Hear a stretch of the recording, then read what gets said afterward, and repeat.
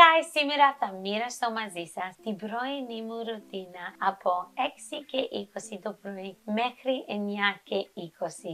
Έλα μαζί μου να δεις τι κάνω από Δευτέρα μέχρι Παρασκευή συνήθως. Τα Σαββατοκύριακα είναι μια εντελώς διαφορετική ιστορία, αναλόγως αν τα παιδιά έχουν αθλητικά ή αν έχουμε πάρτι γενεθλίων, όλο αλλάζει. Σου έλεγα να σας δείξω για 3 ώρες τι κάνω το πρωί ακριβώς.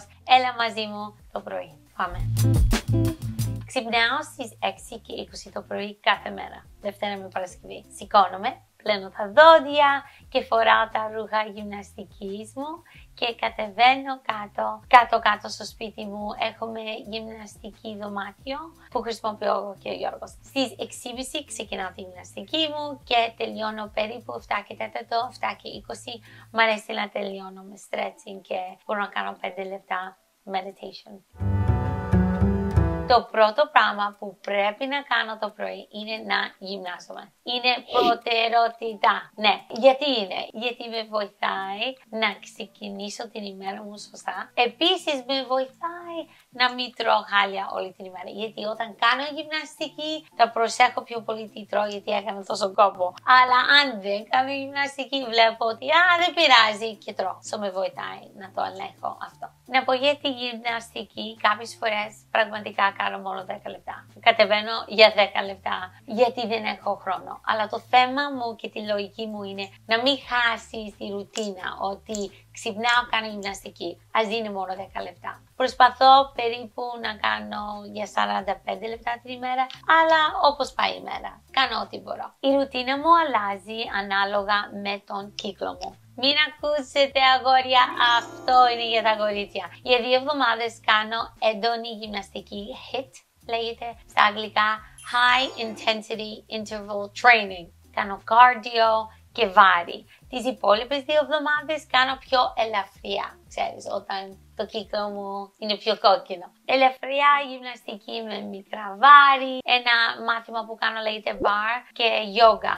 Χρησιμοποιώ την εφαρμογή λέγεται Peloton στα αγγλικά και εκεί έχουν πολλά μαθήματα που μπορείς να κάνεις. Bar, yoga, pilates, διάφορα. Και μου αρέσει πάρα πολύ αυτή την εφαρμογή, τη χρησιμοποιώ συνέχεια. Αυτό που με κάνει να βγω από το κρεβάτι να κάνω τη γυμναστική, γιατί πολλοί από εσάς με ρωτάτε πώς το κάνεις, ας πω. Δεν είναι ότι μ' αρέσει πώς αισθάνομαι μετά από τη γυμναστική. Και για μένα αυτό είναι το κλειδί. Γιατί είμαι στο κρεβάτι και I'm like, δεν θέλω να σηκωθώ. Αλλά μετά λέω, μετά θα νιώθω τόσο ωραία και αυτό με τραβάει να βγω αυτή την αίσθηση. Δεν ξέρω αν βοηθάει, μοιράζομαι ό,τι σ' αρέσει πάρτο. Μετά τη γυμναστική, τα παιδιά συνήθως έχουν κατεβεί κάτω.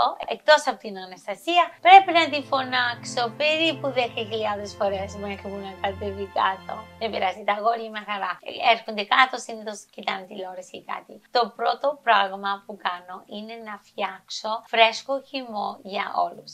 Ο χυμός αλλάζει ανάλογα με την διάθεση ή την εποχή. Τι φρούτα βρίσκω και τι λαχανικά. Αυτή την εβδομάδα έφτιαξα χυμό με καρότο και πράσινα μήλα μαζί με λίγες σταγόνες ρίγανης, βιταμίνη D και fish oil. Οι σταγόνες που βάζω από την ρίγανη κάνει πολύ καλό γιατί είναι φυσικό αντιβακτηριακό. Το vitamin D όλοι συνήθως έχουν χαμηλά νούμερα και χρειάζονται.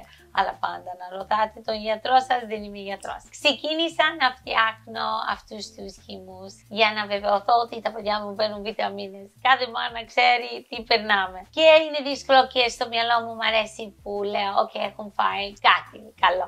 Για τους χυμούς θέλω να πω, πολλοί με ρωτάτε να σας κάνω βίντεο γι' αυτό που θα σας κάνω. Γιατί κάνω πράσινο χυμό που είναι τόσο νόστιμο, κάνω καρότο, κάνω ginger shot που είναι τέλειο. Εγώ και ο Γιώργος τα πίνουμε αυτά και τα αγόρια, οι μικροί όχι πολύ. Τέλος πάντων, θα σου κάνω άλλο βίντεο γι' αυτό. Στη συνέχεια φτιάχνω πρωινό για όλους, διαφορετικό menu για όλους. Δεν με πειράζει, είναι μόνο να βγάσω. Κάνω αυτό που θέλουν. Ξέρω το μενού των καθένα. Αλλά πάντα πιέζουμε για χρόνο, άρα να πώς το καταφέρνω. Κάποιες φορές αργούμε στο σχολείο. Κάποιες φορές. Αλλά συνήθως είμαστε καλά. Ο Δημήτρης λατρεύει ψωμί με μία τρύπα στο κέντρο. ξέρεις, όταν βάζεις τρύπα και βάζω το αυγό μέσα, τρελαίνεται. Ο Νίκος θέλει 2 αυγά μάτια, κάποιες φορές του βάζω και αβακάντο τοστάκι, αν έχω. Η Αναστασία αγαπάει ψωμί με νετέλα και κάτι φρούτα, φράουλες και αυτά. Ο Γιώργος συνήθως θέλει το ίδιο μενού, 3 αυγά, 2 με ασπράδια, με ένα ειδικό ψωμί που του αρέσει. Και για μένα, επειδή είμαι καλλιτέχνης, όλο αλλάζω πράγματα, κάποιες φορές αυγά, κάποιες φορές σοκολάτα χυμό που φτιάχνω, αναλόγως. Αλλά σήμερα έκανα αυγά scrambled με γιαούρτι νονός. Το καλύτερο γιαούρτι μου αρέσει πάρα πολύ. Είναι ελληνική εταιρεία εδώ στην Αμερική και βάζω φρούτα από πάνω, γιατί βρήκα ωραία φρούτα στη γροσερία στο τα πήρα. Και από πάνω λέγεται, είναι από τις μέλισσες, μια σκόνη, πολύ ωραία. Θα την βρω και θα σου την πω εδώ. Μετά το πρωινό ετοιμάζω lunch. Ο Νίκος παίρνει toast με τυρί και bacon, γαλοπούλας, πολύ πράγμα. Ο Δημήτρης θέλει σάντουιτς με γαλοπούλα και τυρί, μαϊονέζα και λίγα λαχανικά. Η Αναστασία τρώει στο σχολείο, δεν θέλει να τις φτιάξω, μου έχει πει. Εντάξει.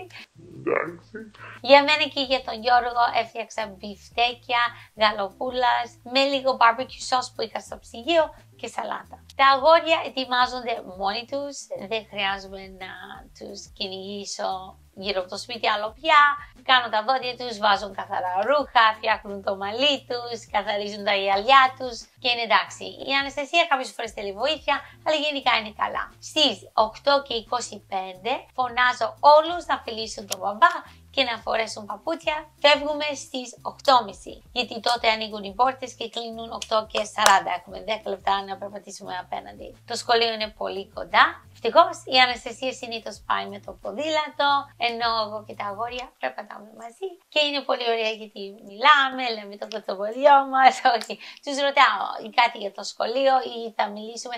Είναι μικρή στιγμή και είναι γρήγορη, αλλά είναι ωραία και μ' αρέσει πολύ. Τους αγκαλιάζω, κρατάμε χέρια, δεν ντρέπονται, είναι ωραία. Αυτή τη φορά που έβγαζα βίντεο με κορυδεύανε και μου λέγανε influencer είναι η μαμά.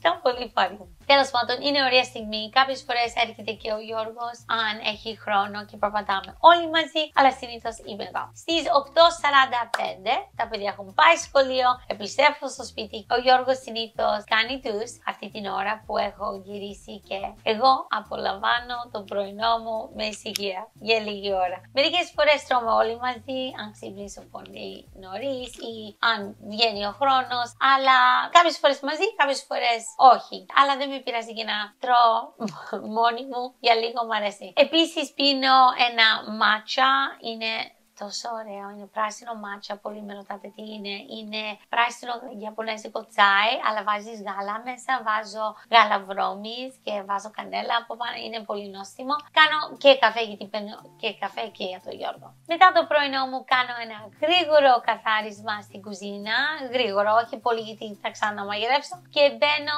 για τους για να ξεκινήσω την μέρα μου.